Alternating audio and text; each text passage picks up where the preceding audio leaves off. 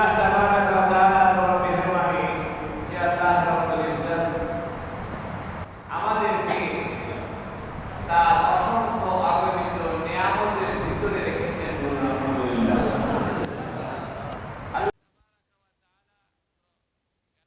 Universe কিন্তু নিহারিকাপুঞ্জ সৃষ্টি জগতের যত বড় সীমানা রয়েছে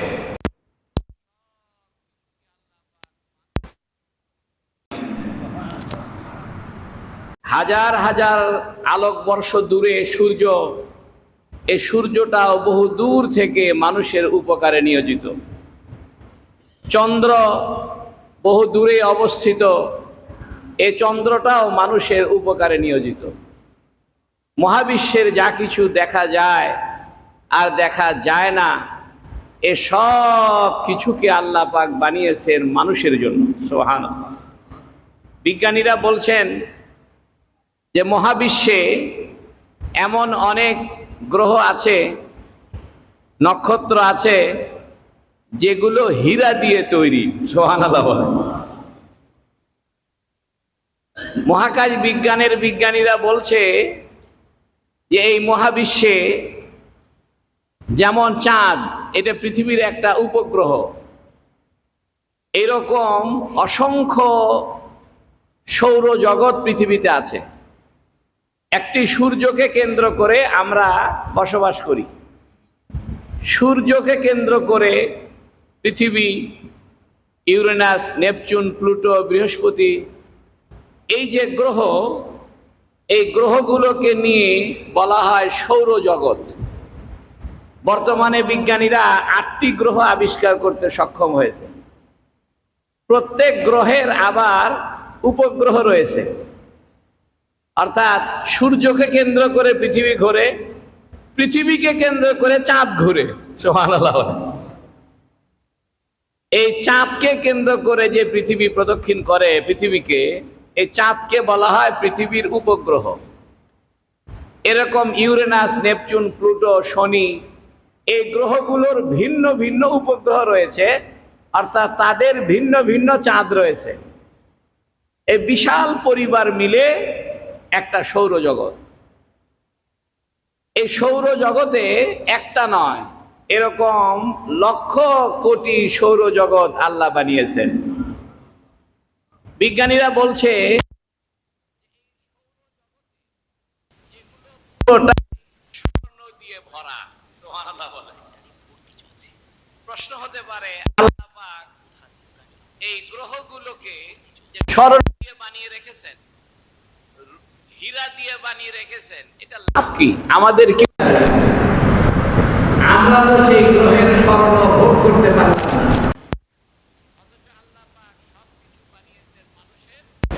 উপকারের জন্য, মাতা আল্লাহ, তোমাদের উপকার করার জন্যই আমি এই চন্দ্র সূর্য গ্রহ।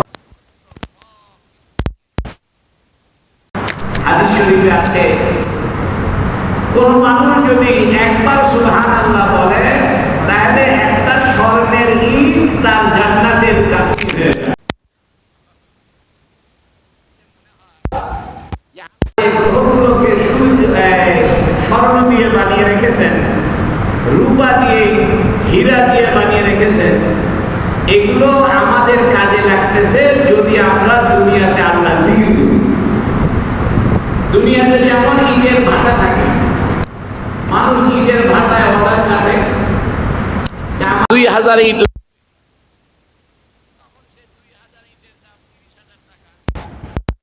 28,000 টাকা পাঠায় দিল, আস্তে আস্তে গাড়ি ভৈরা ভৈরা ইট জায়গা মতো পৌঁছে যায়। জান্নাতের ইটের ভাটা আল্লাহ বানায় রাখছে স্বর্ণের গ্রহগুলো। জান্নাতের ইটের ভাটা বানায় রাখছে আল্লাহর গ্রহগুলো। দুনিয়াতে যদি আমরা আল্লাহর জিকির করি, একবার সুবহানাল্লাহ বলি, একবার ওই যে স্বর্ণের গ্রহ, রূপা, হীরার গ্রহ, ওইখান থেকে আল্লাহ পাক হীরার টুকরা কেটে ফেরেশতাদের দ্বারা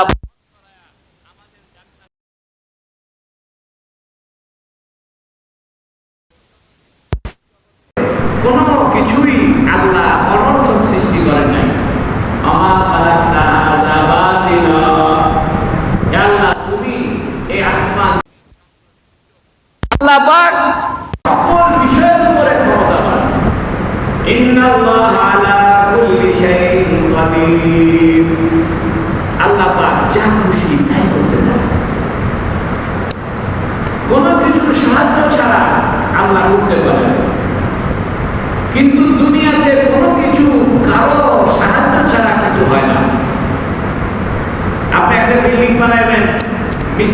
চলে আসবে, ইট লাগবে, বালি লাগবে, সিমেন্ট লাগবে।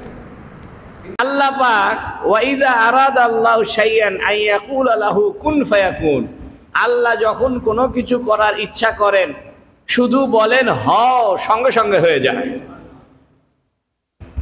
এই জন্য অনেক বুজুর্গানে দিন তারা এভাবে দোয়া করতেন যে আল্লাহ আপনি কুন ফায়াকুনের অধিকারী, আপনি হও বললে হয়ে যায়, এরকম ক্ষমতা আপনার, তা আপনি আপনার এই ক্ষমতা বলে আমার এই কাজটা করে দেন। অর্থাৎ কুন ফায়াকুন, হও বললে হয়ে যায়, এই ক্ষমতা আপনার আছে, আপনি আপনার এই ক্ষমতাকে ব্যবহার করে আপনি আমার এই কাজ করে দেন। আল্লাহ পাক এসব কিছু আমাদের জন্য নিয়ামত হিসেবে বানিয়েছেন। এই জন্য পৃথিবীতে কোনো কিছুই ফেলনা নাই, সব কিছু আমাদের উপকারে নিয়োজিত। প্রশ্ন হলো আমাদের জন্য সবচেয়ে বড় নিয়ামত কোন জিনিস, কোনটা আমাদের জন্য নিয়ামত? আপন আপন জায়গা হিসেবে সব জরুরি, বাতাস নিয়ামত, পানি নিয়ামত, সুস্থতা নিয়ামত, সম্পদ নিয়ামত, ভালো স্ত্রী থাকা নিয়ামত, নেককার সন্তান থাকা নিয়ামত, সব নিয়ামত। তবে কোরআন ও হাদিসের দৃষ্টিতে সবচাইতে বড় নিয়ামত হলো মুহাম্মাদুর রাসূলুল্লাহ সাল্লাল্লাহু আলাইহি সাল্লাম। কারণ রাসূলুল্লাহ সাল্লাল্লাহু আলাইহি সাল্লামকে ছাড়া আমরা আল্লাহকেই চিনতে পারতাম না, আল্লাহর ক্ষমতা সম্পর্কেই জানতে পারতাম না। এই জন্য একটা হাদিসে আছে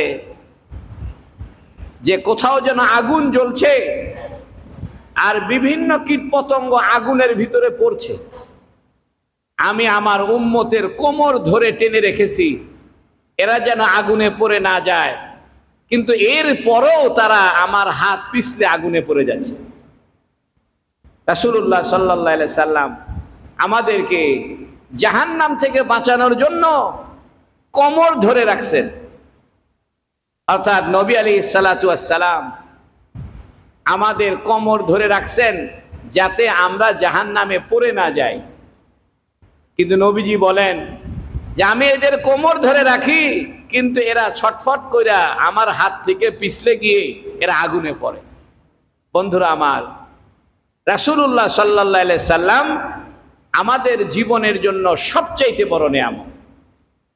আপনি গভীরভাবে যদি চিন্তা করেন তাহলে দেখবেন এই জান্নাত, জাহান্নাম, আরশ, কুরসি, লৌহ মাহফুজ, আল্লাহ পাকের অস্তিত্ব সম্পর্কে ধারণা, জ্ঞান, এলেম, এগুলো কিছুই আমরা পাইতাম না যদি রাসূলুল্লাহ সাল্লাল্লাহু আলাইহি সাল্লাম না থাকতেন। এজন্য হুজুর সাল্লাল্লাহু আলাইহি সাল্লাম যে নিয়ামত, এটার মূল্যায়ন করা দরকার।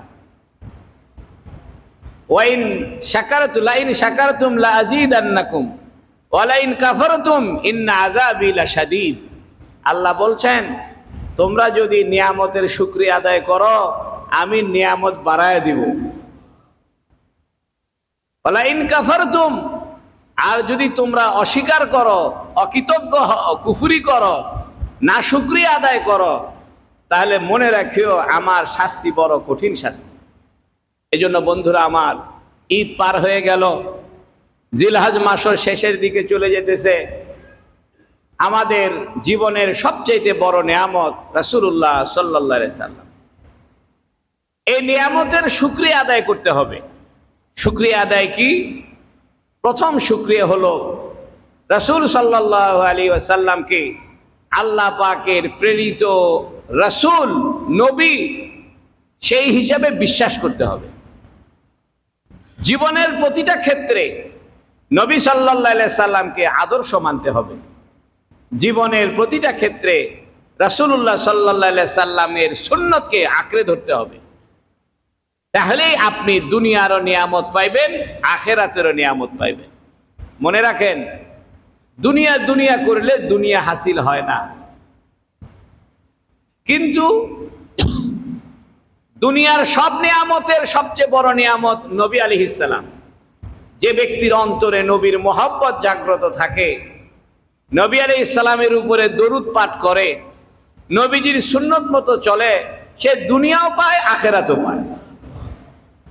দুনিয়া পাওয়ার অর্থ এই নয় যে আমরা কোটি কোটি টাকার মালিক হব, বরং দুনিয়া পাওয়ার অর্থ হইল দুনিয়াতে চলতে যে পরিমাণ অর্থ সম্পদ লাগে ওই পরিমাণ পাওয়া এবং দুনিয়াতে কষ্ট না হওয়া। টাকা পয়সা যদি কষ্টের কারণ হয় তাহলে এটা একটা আযাব। মনে করেন আপনার কাছে 100 কোটি টাকা আল্লাহ মালিক বানায় দিল, এখন আপনি এটা সংরক্ষণ করার ক্ষমতা রাখেন না, আপনার বিপুরে শত্রু লাগলো, ডাকাত লাগলো, আপনার জন্য বিপদ হবে। এই জন্য সম্পদ বৃদ্ধির দোয়া না করে হাসানার দোয়া করা উচিত। এই জন্য আল্লাহ কোরআন শরীফে বলেছেন, রব্বানা আতিনা ফিদ দুনিয়া হাসানা। হাসানা মানে যেটার বাহিরেও সুন্দর ভিতরেও সুন্দর। অনেক ওলামায়ে কেরাম হাসানার ব্যাখ্যা করেছেন টেনশন মুক্ত জীবন, বেলা ফিকির জিন্দিগি, যে জীবনে কোনো টেনশন নাই এরকম জীবনকে বলে হাসানা। এই জন্য আল্লাহর কাছে দোয়া করা উচিত যে আল্লাহ আমাদেরকে হাসানা দেন দুনিয়াতে আখিরাতে। হাসানা মানে আমার জীবনে যাতে কোনো পেরেশানি না থাকে, কোনো টেনশন না থাকে, টেনশন মুক্ত জীবন আমাকে দান করেন। আর টেনশন মুক্ত জীবন হবে রাসূলুল্লাহ সাল্লাল্লাহু আলাইহি সাল্লামের সুন্নত মতো চললে। নবী আলাইহিস সালাতু ওয়াস সালাম ছিলেন টেনশন মুক্ত জীবনের অধিকারী। মাত্র 63 বছর জীবন বেঁচে ছিলেন। এই 63 বছরের জীবনে এমন এমন কথাবার্তা আমাদেরকে জানিয়ে গেলেন, এমন এমন কাজকর্ম করে দিয়ে গেলেন, এমন এমন বিষয় দেখিয়ে দিয়ে গেলেন যে মানব জীবনের এমন কোনো দিক নাই, এমন কোনো বিষয় নাই যে বিষয় নবী আমাদেরকে বলে যান নাই। একটা মানুষের জীবনে জন্ম থেকে মৃত্যু পর্যন্ত যত কাজকাম করতে হয়, যত বিষয় সামনে আসে, যত সমস্যা আসে, সব সমস্যার সমাধান, সব বিষয়ের উত্তর আল্লাহ পাক আমাদের নবীর মাধ্যমে আমাদেরকে দিয়ে গেছে। আপনি কিভাবে জামা গায়ে দিবেন এটাও নবী দেখায় দিয়েছেন, কিভাবে বিয়ে শাদী করবেন সেটাও দেখায় দিয়েছেন, কিভাবে খানা খাইবেন, কিভাবে জামা গায়ে দিবেন, কিভাবে জুতা পরবেন, কিভাবে মেসওয়াক করবেন, কিভাবে মাথায় তেল দিবেন, মাথায় চিরুনি দিবেন। অর্থাৎ মানুষের জীবনে এমন কোনো দিক নাই যে দিকটা নবী আলাইহিস সালাম আমাদেরকে জানিয়ে যাননি। এই জন্য নবী আমাদের জন্য নিয়ামত। নবী আমাদের জন্য কেন নিয়ামত, এটার অনেক ব্যাখ্যা। প্রথম কথা হইল নবী ছাড়া আমরা আল্লাহকেই চিনতাম না। এই জন্য নবী আমাদের জন্য আল্লাহ পাওয়ার নিয়ামত। নবীকে আল্লাহ পাক এত বড় নিয়ামত বানিয়েছেন যে ব্যক্তি নবীকে পাইল সে সব পাইল। এই জন্য নবীর সুপারিশ ছাড়া কেউ জান্নাতে যাবে না। নবীর হাউজে কাউসারের পানি পান না করলে কারো পিপাসা নিবারণ হবে না। নবীর হাতে জান্নাতের চাবি থাকবে, প্রশংসার পতাকা থাকবে নবীর হাতে। প্রশংসার পতাকা কি? এটাকে আরবিতে বলে লেওয়াউল হামদ। লেওয়া মানে পতাকা, আর হামদ মানে প্রশংসা। অর্থাৎ পৃথিবীতে যত মানুষ সারা জীবনে আল্লাহ পাকের যত প্রশংসা করেছেন, সমস্ত প্রশংসা একটা পতাকার ভিতরে লেখা আছে, একটা বিশাল কাপড়ের ভিতরে লেখা আছে। এই প্রশংসার পতাকা এটা কিয়ামতের দিন আল্লাহ আমাদের নবীর হাতে দিবেন। সুবহানাল্লাহ। বন্ধুরা আমার, এই জন্য আমি বলছিলাম দুনিয়ার সব কিছু নিয়ামত, কিন্তু সবচেয়ে বড় নিয়ামত হলো রাসূলুল্লাহ সাল্লাল্লাহু আলাইহি সাল্লাম। আপনি আপনার জীবনের যে কোনো সমস্যা নবীর দিকে তাকাবেন, আপনার সমস্যা দূর হয়ে যাবে। একজন মানুষ অনাহারে আছে, ক্ষুধার কষ্ট পায়, সে দুঃখিত হওয়া, ব্যথিত হওয়া স্বাভাবিক। কিন্তু সে যদি রাসূলুল্লাহ সাল্লাল্লাহু আলাইহি সাল্লামের দিকে তাকায়, দেখবে রাসূল সাল্লাল্লাহু আলাইহি সাল্লামের বাড়িতেও 2 মাস পাকশাক হয় নাই। একজন মানুষ এতিম হয়েছে, স্বাভাবিকভাবে তার মনের কষ্ট, আহারে আমি এতিম। সে যদি নবী সাল্লাল্লাহু আলাইহি সাল্লামের দিকে তাকায়, তাহলে সে দেখবে নবী যে এতিম ছিলেন। একজন মানুষের পা ভেঙে গেছে, অসুস্থ হয়েছে, সে মনে মনে চিন্তা করতেছে, আরে আমি অসুস্থ হয়ে গেলাম, আমি বড় দুঃখিত, আমি বড় ব্যথিত।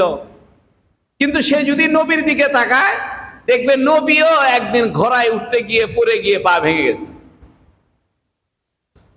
এই জন্য মানব জীবনের সব মানুষের শান্তির ব্যবস্থা, অন্তরের প্রশান্তির ব্যবস্থা আল্লাহ পাক নবীর ভিতরে রাখছে। এই জন্য নবীর দ্বারা আল্লাহ এমন এমন কাজ করায় নিয়েছেন যাতে মানুষের জীবনে যে ঘটনাগুলো ঘটে, এই ঘটনার সে ব্যথিত না হয়, এই ঘটনায় সে যেন প্রশান্তি লাভ করে, অন্তরের শান্তি লাভ করে। এই জন্য নবীর মাধ্যমে আল্লাহ ওই ঘটনাগুলো ঘটায় নিয়েছে। যেমন নবীর জ্বর হয়েছে, এখন নবীর মাথা ব্যথা হয়েছে, এখন আমাদেরও জ্বর হয়। আমাদের যদি জ্বর হয় তো মনের দুঃখ করার কিছু নাই, নবীরও কি হয়েছে? জ্বর হয়েছে। তাহলে আমাদের জ্বর হওয়ার যারা যে কষ্ট, এই কষ্টটা আর থাকলো না। এই জন্য রাসূলুল্লাহ সাল্লাল্লাহু আলাইহি সাল্লামের মহব্বত হাসিল করা ছাড়া আমাদের দুনিয়াতেও হাসানা, আখিরাতে হাসানা পাওয়ার কোনো বুদ্ধি নাই। এই জন্য আসুন আমরা রাসূলুল্লাহ সাল্লাল্লাহু আলাইহি সাল্লামের মহব্বত অর্জন করি। রাসূল সাল্লাল্লাহু আলাইহি সাল্লামের মহব্বত অর্জন হবে কেমনে? প্রথম নাম্বার, রসুলকে জানতে হবে। আপনি যদি জানেন যে আমার নবী কেমন ছিলেন, তার আচরণ কেমন ছিল, তাহলে রসুলের প্রতি আপনার মহব্বত বাড়বে। এই জন্য কোন কাফেরকে যদি আপনি ইসলামের দাওয়াত দেন, সবচেয়ে উত্তম পথ হইল নবীর জীবনী তাকে পড়তে দেওয়া আর কোরআন শরীফ পড়তে দেওয়া। কারণ কোরআনুল কারীম এটা হেদায়েতের কিতাব। কোরআনুল কারীম নিজেই আপনাকে হেদায়েতের পথে নিবে। কিন্তু বড় দুঃখ কি জানেন, আমাদের অধিকাংশ মানুষ দুইটা জিনিসে সবচেয়ে অবহেলা, এক কোরআন শরীফ আর একটা হলো হুজুর সাল্লাল্লাহু আলাইহি সাল্লাম। হাজার হাজার মানুষ পাবেন তারা সারা জীবনে কোরআন শরীফের পূর্ণাঙ্গ তরজমা পড়ে নাই। একজন আমাকে জিজ্ঞেস করতেছে, হুজুর একটু ভালো একটা বইয়ের নাম বলেন, কোন বইটা পড়লে আমার উপকার হবে।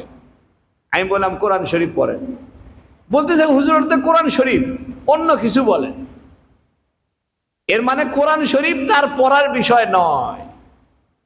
আমাকে আবার বলতেছে, হুজুর বলেন এমন একটা বইয়ের নাম বলেন যে বইটা পড়লে আমি হেদায়েত পাবো, ভালো লাগবে। আমি বললাম কোরআন শরীফ পড়েন।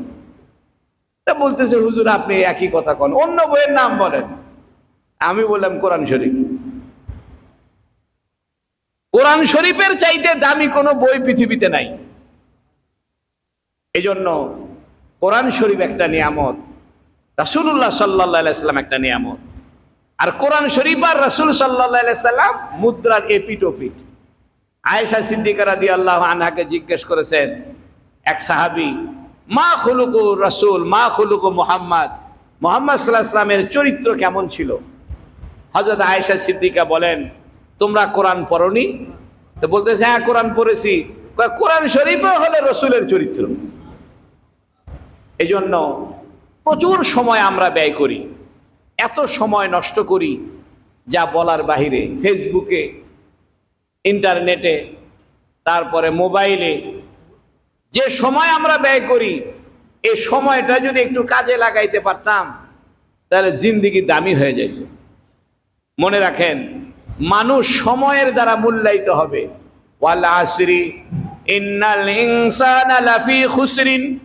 আল্লাহ সময়ের শপথ করেছেন যে শোনো, সময়ের শপথ, ইন্নাল ইনসানা লাফি খুসরিন, মানুষ কিন্তু ক্ষতিগ্রস্ত।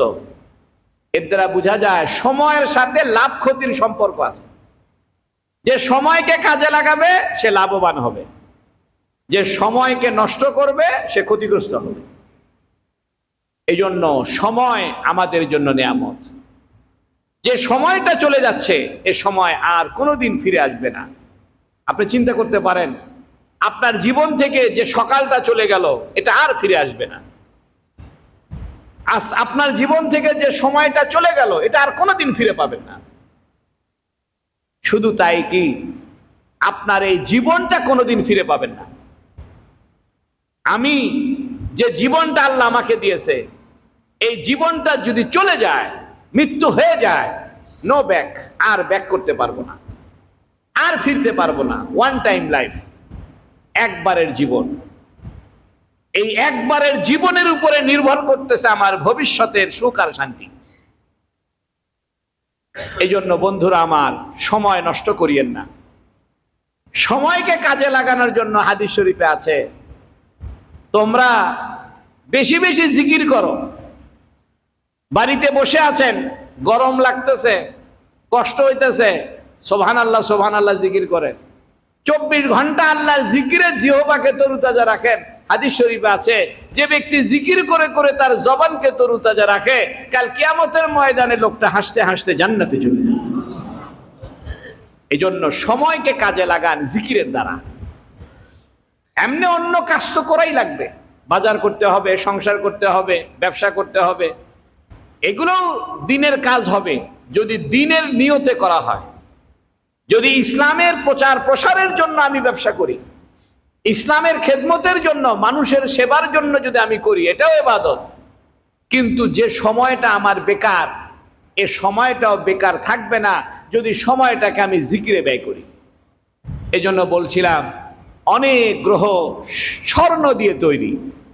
আমি যেদিন জানলাম যে মহাকাশে অনেক গ্রহ রূপার খনি আছে, অনেক গ্রহ পুরাটাই স্বর্ণ দিয়ে তৈরি, অনেক গ্রহ রূপা দিয়ে তৈরি, তখন আমার মনে চিন্তা হলো যে এগুলো আল্লাহ বানাইছে কেন?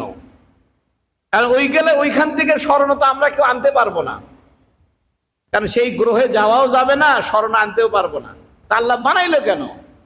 পরে আমার চিন্তা হইলো যে হাদিস শরীফে আছে, কোন ব্যক্তি যদি একবার সুবহানাল্লাহ বলে, তার জন্য স্বর্ণের একটা ইটের গাঁথুনি জান্নাতে হয়ে যায়। এক হাদিসে আছে, জান্নাত ফাঁকা, তোমার জান্নাত তুমি ভরাও। আপনাকে একটা ফাঁকা জায়গা দেওয়া হইলো, বলা হইলো তুমি এখানে বিল্ডিং বানাও। তা আপনি কষ্ট করে করে টাকা জোগাড় করে 1000 2000 করে ইট কিনে আনেন, 10 বস্তা 20 বস্তা সিমেন্ট কিনে আনেন, এনে এনে সব জমা করে তারপরে বাড়ি বানাইবেন। তো জান্নাতটাও একটা ফাঁকা জায়গা, দুনিয়ার থেকে যত কামাই করবে ওই জান্নাতটা ভরপুর হবে। এই জন্য দুনিয়া হলো আখেরাতের কৃষিক্ষেত্র, আর দুনিয়া মাজরাতুল আখেরা। দুনিয়া হলো জান্নাত তৈরি করার জায়গা। এই জন্য জান্নাত দুনিয়ার থেকে তৈরি করে নিয়ে যেতে হবে, তাহলে না মৃত্যুর পরে ওই আরামের জান্নাতে থাকতে পারবো। বন্ধুরা আমার, আমি বলছিলাম মানুষের জীবনের সবচেয়ে বড় নিয়ামত রাসূলুল্লাহ সাল্লাল্লাহু আলাইহি সাল্লাম, আর রসুলের সাথে সংশ্লিষ্ট এগুলোও নিয়ামত। যেমন কোরআন শরীফ রসুলের সাথে সংশ্লিষ্ট নিয়ামত, সাহাবায়ে কেরামের জীবন রসুলের সাথে সংশ্লিষ্ট নিয়ামত, রসুলের হাদিস নিয়ামত, রসুলের শরীয়ত নিয়ামত, রসুল যা যা করেছেন সব নিয়ামত। রসুল মুস্কি হাসি দিয়েছেন, এটাও নিয়ামত, সুবহানাল্লাহ। রসুল ঘুমাইছেন, এটাও নিয়ামত। চিন্তাটা এইভাবে করেন, ঘুম একটা নিয়ামত, এটা চিন্তা করা যেমন সঠিক, কিন্তু চিন্তাটা এইভাবে করেন না যে রাসূল ঘুমাইছে এই জন্য ঘুম নিয়ামত, এইভাবে চিন্তাটা করেন। অর্থাৎ আপনার আমার জীবনের সকল নিয়ামতকে রাসূলের সাথে সংশ্লিষ্ট করে চিন্তা করেন। যেমন আমরা মসজিদে ঢোকার সময় কোন পা দিয়েছি আগে? ডান পা। কেন দিয়েছি? রাসূল দিয়েছেন। আপনি মসজিদে ঢোকার সময় ডান পা দিবেন, শুধু এটা মাথায় চিন্তা করবেন যে রাসূলুল্লাহ সাল্লাল্লাহু আলাইহি সাল্লাম মসজিদে ঢুকতে ডান পা দিতেন, সঙ্গে সঙ্গে আপনি নিয়ামত পাইবেন, একটা সওয়াব পাইবেন, জান্নাত পাইবেন। মসজিদে তো ঢুকতে হবেই। এখন প্রশ্ন হলো, ডান পা দিয়ে ঢুকবেন না বাম পা দিয়ে ঢুকবেন? কয় ডান পা দিয়ে। কেন? আমার নবী ঢুকছে। কয় তুমি কি করো? কয় ব্যবসা করি। কয় কেন? কয় নবী ব্যবসা করছে। তুমি কি করো? কয় আমি কৃষি কাজ করি। কয় নবীও কৃষি কাজ করছে, গাছ লাগাইছে। কয় তুমি কি করো? কয় আমি গাড়ি চালাই। কয় নবীও ঘোড়া চালাইছে। অর্থাৎ আমার জীবনে আমি যা কাজ করব, এটা নবীকে চিন্তা করে পেশায় আমি চিন্তা করব, তাহলে এটা নিয়ামত হবে। আপনি রাত্রে ঘুমাইতেছেন, কয় ঘুমাও কে? কয় নবী ঘুমাইছে তাই ঘুমাই। সুবহানাল্লাহ। কয় তুমি বাথরুমে যাচ্ছ? কয় নবী বাথরুমে গেছে এই জন্য আমি যাই। তো তুমি খানা খাও? কয় নবী খানা খাইছে এই জন্য খানা খাই। অর্থাৎ আমাদের জীবনে যত কাজ আমরা করি, এই কাজগুলো নবী করছেন। এই জন্য নবীর সমস্ত কাজ এটা নিয়ামত। আর নবী যেটা করেন নাই এটা ধ্বংস। এই জন্য কোরআন শরীফে আছে, মা আতাকুমুর রাসূল ফাখুযুহু ওয়া মা নাহাকুম আনহু ফান্তাহু। রাসূল তোমাদের কাছে যা উপস্থাপন করেছেন এগুলো গ্রহণ করো। ওয়া মা নাহাকুম আনহু ফান্তাহু, আর নবী তোমাদেরকে যে বিষয় নিষেধ করেছেন এখান থেকে দূরে থাকো। জীবন পাল্টে যাবে, জীবন পাল্টে যাবে। মনে করেন আপনার জ্বর হয়েছে, তা মনে মনে চিন্তা করুন নবীরও জ্বর হয়েছিল তাই আমারও হয়েছে, অসুবিধা নেই। খিদে লাগছে, নবীরও খিদে লাগছিল, আমারও খিদে লাগে। অর্থাৎ আপনার জীবনকে নবীর জীবনের সাথে মিলাইয়া দেন। আপনার আমার জীবনের প্রত্যেকটা প্রসঙ্গকে কার সাথে মিলাই দেন? রাসূলের সাথে মিলাই দেন। যখন জীবনের প্রত্যেকটা প্রসঙ্গ রাসূলুল্লাহ সাল্লাল্লাহু আলাইহি ওয়াসাল্লামের সাথে মিলাই দিবেন, তখন আপনি হাসানা পেয়ে যাবেন। রব্বানা আতিনা ফিদ দুনিয়া হাসানা ওয়া ফিল আখিরাতি হাসানা ওয়া কিনা আযাবান নার। কিতাবে লিখেছে কেউ যদি হাসানা পাইতে চায় সে যেন রাসূলকে মডেল বানায়। অর্থাৎ কেউ যদি চিন্তা করে যে আমি দুনিয়াতে হাসানা চাই, তাহলে সে যেন তার জীবনের সকল প্রসঙ্গে নবীকে সামনে রাখে, যে নবী এই কাজ করেছে তাই আমি করি। একজনে মনে করেন যে মাথায় তেল দিতেছে, তেল দাও কে? নবী তেল দিছে তো তাই আমি দিই। একজন দাড়ি আশ্রাইতেছে, দাড়ি আশ্রয়, নবী আশ্রাইছে তো তাই আমি দিই। একজন ঘুমাইতেছে, ঘুমাও, নবী ঘুমাইছিল তো তাই আমি ঘুমাই। দেখেন চিন্তা ভাবনা দুই রকম। আপনি এইভাবে বলতে পারেন যে শরীর খারাপ লাগতেছে তো তাই একটু ঘুমাই, এটাও ভাবতে পারেন। আবার এটাও ভাবতে পারেন যে শরীর খারাপটা বাদ দাও, রাসূল ঘুমাইছিল তাই আমি ঘুমাচ্ছি। অর্থাৎ আমার জীবনের প্রত্যেকটা দৃষ্টিভঙ্গি রাসূল সাল্লাল্লাহু আলাইহি সাল্লামকে পেঁচায়া দৃষ্টিভঙ্গিটা গ্রহণ করেন। এটাই নিয়ামত, এটাই নিয়ামত, এটাই কোরআন শরীফ আল্লাহ বলেছেন, ওয়া ইন তাউদ্দু নি'মাতাল্লাহ লা তুহসুহা মা আতাকুমুর রাসূল। রাসূল যা কিছু আপনাদের কাছে এনেছে, তোমাদের কাছে এনেছে, ফাখুযুহু, এটা গ্রহণ করো। ওয়া মা নাহাকুম আনহু ফান্তাহু, আর নবী যার থেকে নিষেধ করেছে এখান থেকে দূরে থাকো। বন্ধুরা আমার, আমরা যদি একটা জিনিস মাথায় রাখি যে আমি আমার জীবনে যা করব এটা রাসূলকে সামনে রেখে করব। আমি খানা খাবো রাসূলকে সামনে রেখে, আর যখনই রাসূলকে সামনে রেখে খানা খাবেন তখন আপনি বাম হাতে খাইতে পারবেন না। তখন আপনি কোন হাতে খাইতে হবে? তখন আপনি হাতটা ধুয়ে খাইবেন, দস্তরখানায় খানা খাবেন। রাসূলকে যদি টার্গেট করেন, যেমন আপনি বাথরুমে যাবেন, বাথরুমে আপনার যাইতেই হবে, কারণ সকালে ঘুম থেকে উঠে বাথরুমের চাপ হয়েছে, যাইতে হবে। এখন আপনি চিন্তা করবো রাসূল বাথরুমে গেছে, কিভাবে গেছে? বাম পা আগে দিছে, আচ্ছা ঠিক আছে আমিও বাম পা আগে দিব। বাথরুম থেকে বের হওয়ার সময় কোন পা আগে দিছে? ডান পা আগে দিছে। বাথরুমে যাওয়ার সময় একটা দোয়া পড়েছে, আল্লাহুম্মা ইন্নী আউযু বিকা মিনাল খুবুসি ওয়াল খাবাইস, আচ্ছা আমি এই দোয়াটা পড়বো। বাথরুম থেকে বের হয়ে নবী একটা দোয়া পড়েছেন, ডান পা আগে দিয়ে বের হয়ে দোয়া পড়েছেন, গুফরানাকা আলহামদুলিল্লাহিল্লাযী আযহাবা আন্নিল আযা ওয়া আফানি, আমি ওই দোয়াটা পড়বো। আপনার জীবন হাসানা হয়ে যাবে, জীবনটা নিয়ামতপূর্ণ হয়ে যাবে। আল্লাহ রাব্বুল আলামিন আমাদের জীবনকে হাসানা নিয়ামতপূর্ণ জীবন বানায় দিক, বলুন আমিন। আলহামদুলিল্লাহ, আমরা গত মাসের 23 তারিখে ঢালাই দেওয়ার কথা ছিল, আবহাওয়ার কারণে মিস্ত্রিদের ঠিকমতো মিস্ত্রি সাহেবদেরকে পাওয়া যায়নি, শ্রমিক পাওয়া যায়নি, লেবার পাওয়া যায়নি। এই জন্য ঢালাইয়ের কাজটা বিলম্ব হয়েছে। অনেক কষ্টের পরে আল্লাহর মেহেরবানিতে 5000 স্কোয়ার ফিটের উপরে ঢালাই গতকাল অর্ধেক হয়েছে, আজকে অর্ধেক হচ্ছে। আপনারা যারা এই ঢালাইয়ের জন্য সহযোগিতা করার নিয়ত করেছিলেন তারা আজকে ইনশাল্লাহ সহযোগিতা করতে পারবেন, কারণ অনেক টাকা বাকি আছে, কিছু টাকা পয়সা বাকি রাখা হয়েছে, দোকানে রডের বাকি আছে। আল্লাহ আপনাদের দানকে কবুল করুক, বলুন আমিন।